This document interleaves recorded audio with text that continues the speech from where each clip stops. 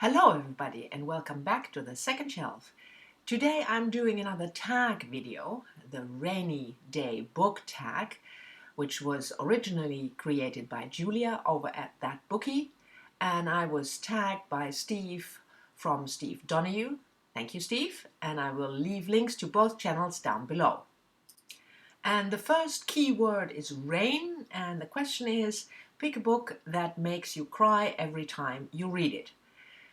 Now, I'm not much of a crier when I read, so I had to adjust the question a little bit, but I picked a book that probably would make me cry if I were a crier. And that is The Sparrow by Mary Doria Russell.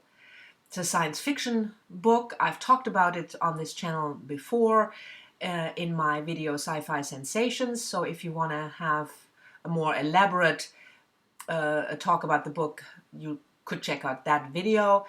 But it's a beautifully written, sad and fantastic science fiction story about an exploration to an alien planet and what happens there when the crew encounters the aliens, and especially what happens if the surviving crew member comes back to Earth and has to deal with all the horrible things that happened to him and his crew while on this planet. It's wonderfully written. It's sad, but in a good way. I think it's one of the best science fiction novels I know. So yeah, The Sparrow. Number 2, Puddle.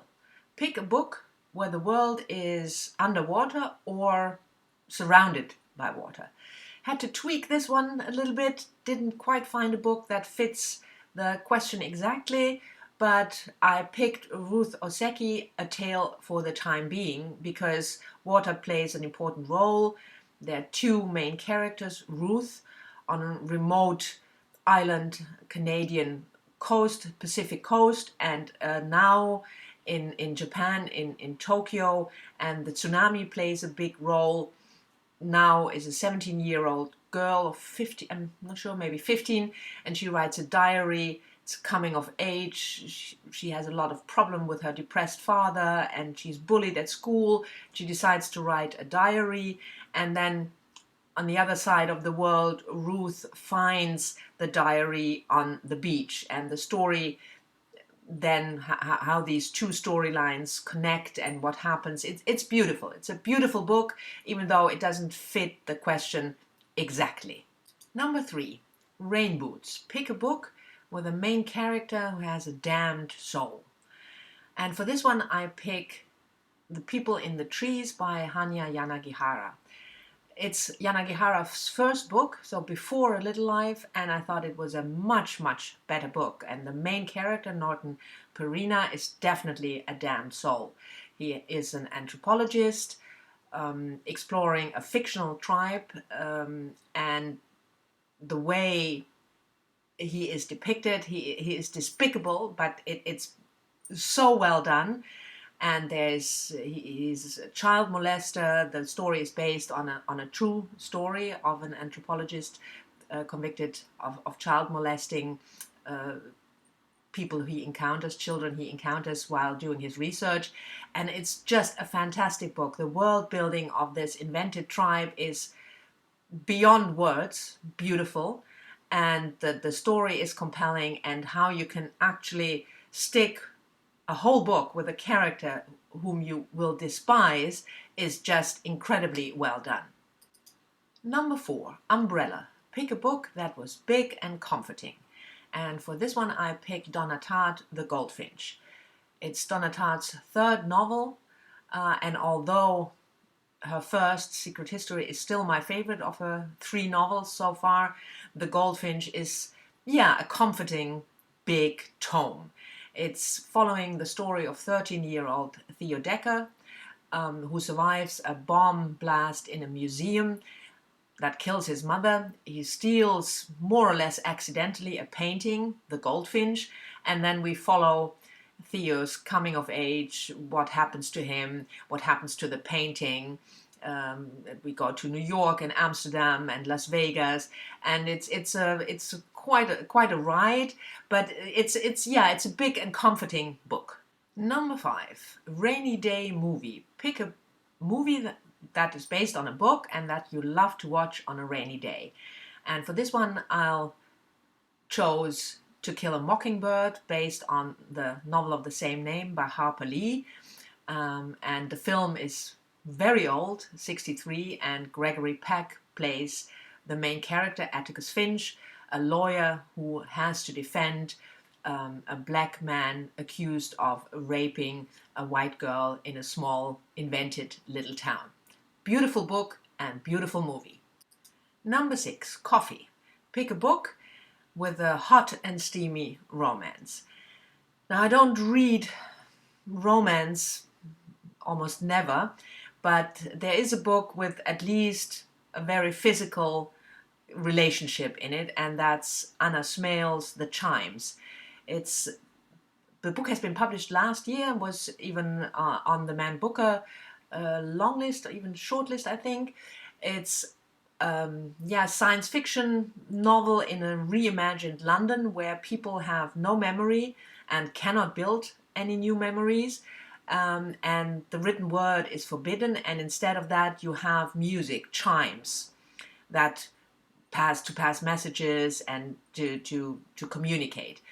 And the main character in the book, a young man, he tries to find out, first of all, about his past and where he comes from and his family, but also how this memory loss happened.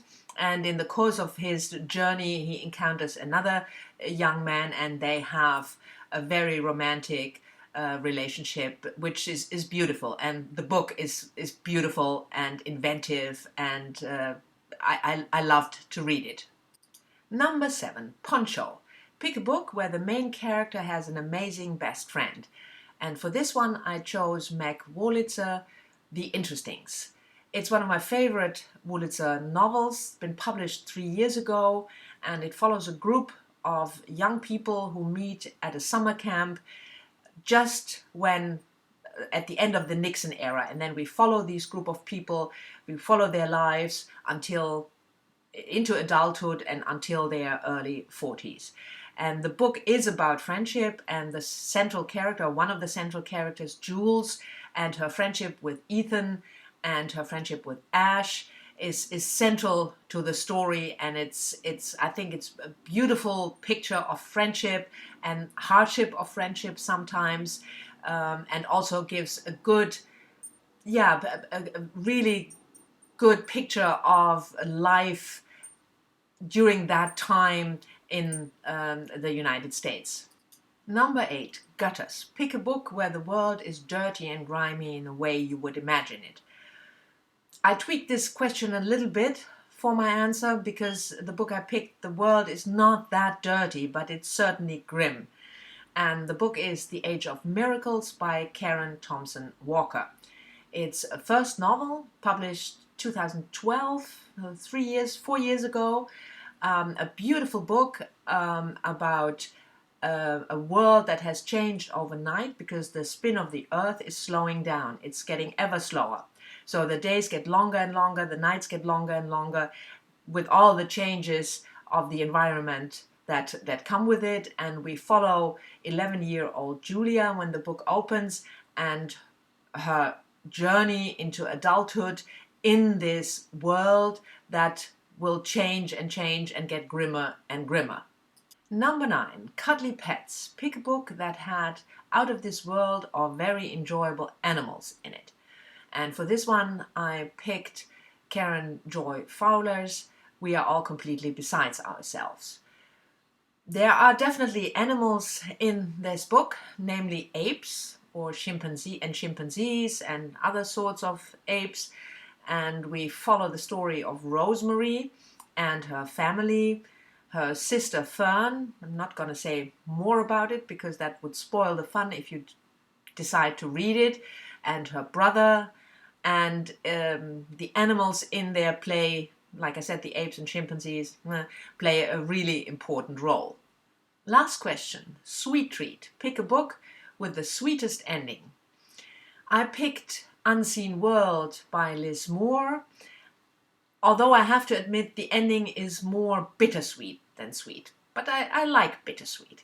It's the story of Ada, a young girl, and her father David. David is a scientist. He runs a computer science lab, and he gets very ill, unfortunately, dementia, Alzheimer's, and we follow Ada trying to find out more about her father, because it seems that there is something amiss, that he might not be who he claims he is. So she tries to find out more about her past. We follow her into adulthood when she becomes a scientist herself. There's artificial intelligence in the book, and the ending is surprising and sweet with a little tang.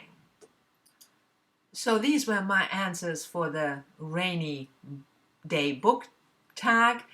I hope you've enjoyed it. I would like to tag a couple of people: Max from Well Done Books, and Elizabeth from Books and Pieces, and Adam from Memento Mori, because I think it must rain a lot in Seattle, and Joss from Squibbles Reads, and Samantha from Thoughts on Tomes, and Sam from Sam's Nonsense. But feel tagged, consider yourself tagged if you like this tag. It's really fun to do. So thank you for watching, and I'll see you all in my next video. Bye bye.